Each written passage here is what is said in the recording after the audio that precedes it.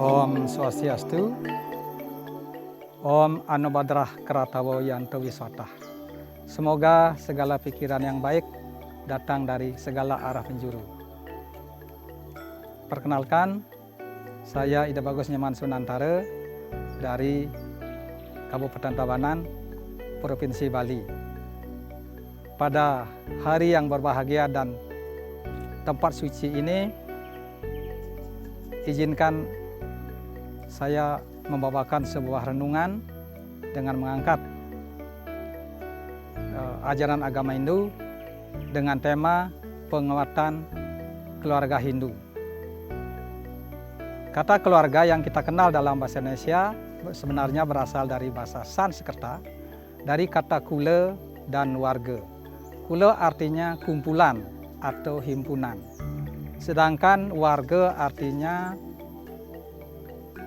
jalinan atau terjalin. Jadi keluarga adalah himpunan orang-orang yang terjalin erat. Terjalin erat dalam hal ini adalah adanya jalinan cinta, jalinan kasih, jalinan saling menyayangi, dan jalinan saling melindungi. Itulah pada hakikatnya terjadi pada keluarga yang rukun, damai, bahagia, dan penuh kasih.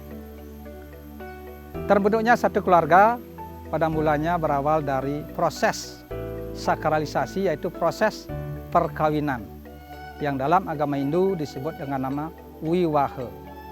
Perkawinan menurut Undang-Undang Nomor 1 tahun 1974 menyatakan bahwa perkawinan adalah ikatan lahir batin antara seorang pria dan wanita sebagai pasangan suami istri untuk membentuk keluarga yang bahagia dan sejahtera berdasarkan ketuhanan yang Maha Esa.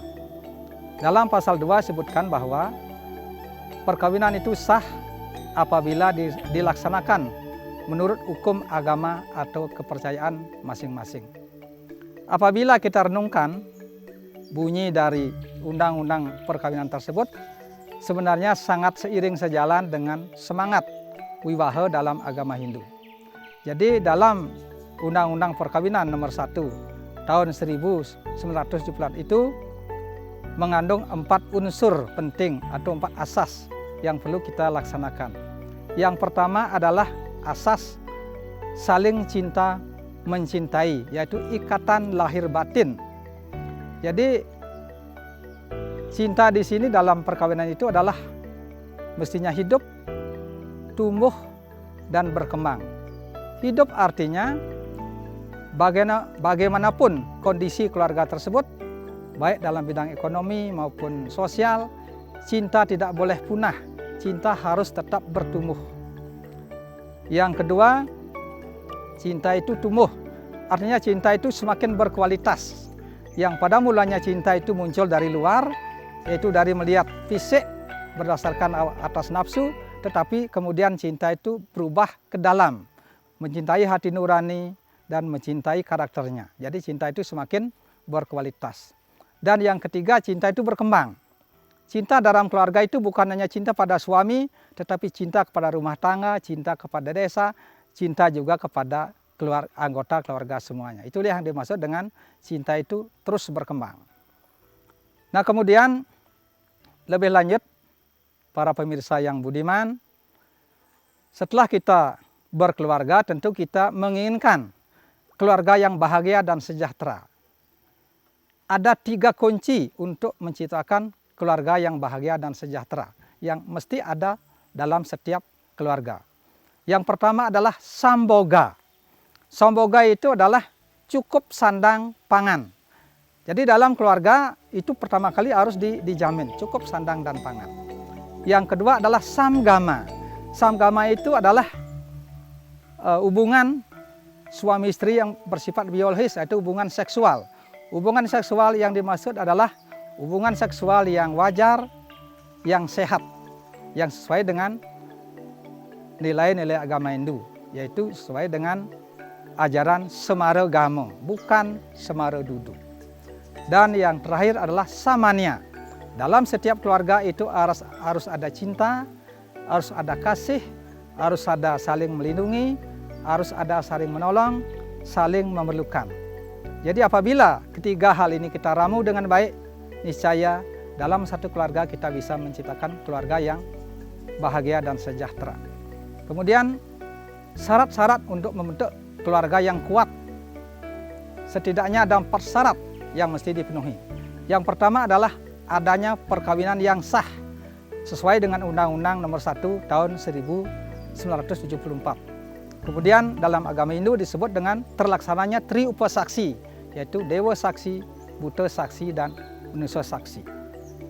Yang kedua, mempunyai putra yang suputra, anak yang baik, anak yang bisa melanjutkan tugas dan kewajiban orang tua, baik di masyarakat maupun tugas-tugas keagamaan.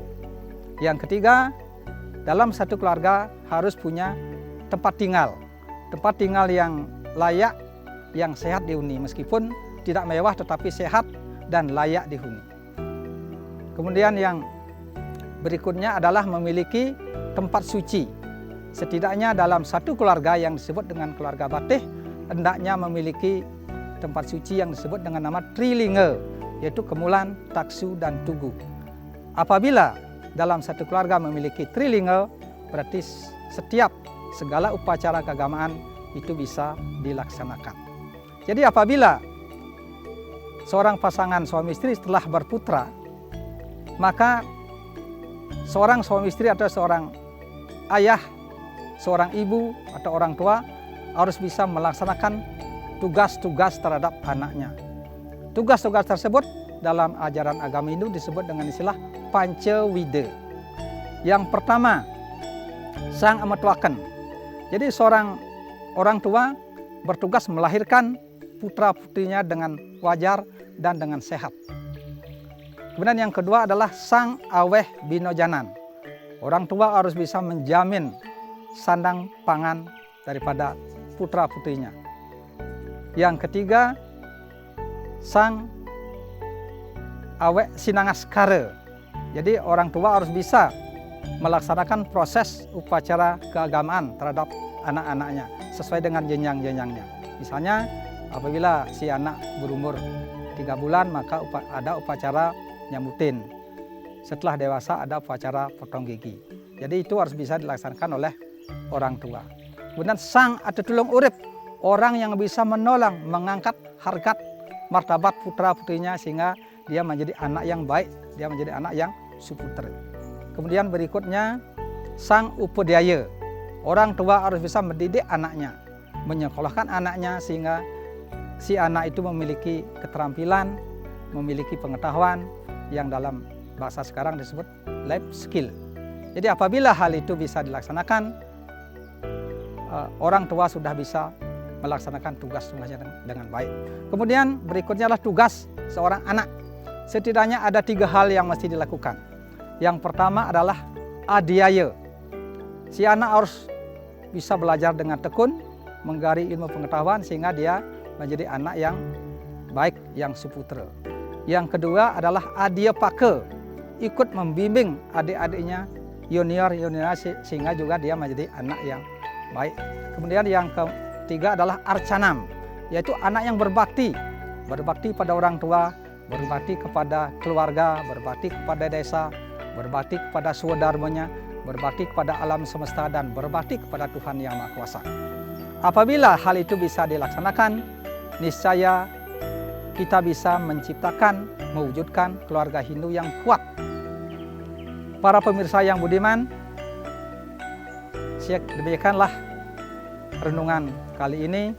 Semoga apa yang saya sampaikan bisa dilaksanakan dengan baik sehingga kita bisa menciptakan keluarga Hindu yang sukinah, yang kuat. Kemudian kita bisa menciptakan masyarakat Hindu yang kuat, yang berkarakter, kemudian yang maju. Sebagai akhir kata, saya sampaikan Pramasanti. Om Santi, Santi, Santi.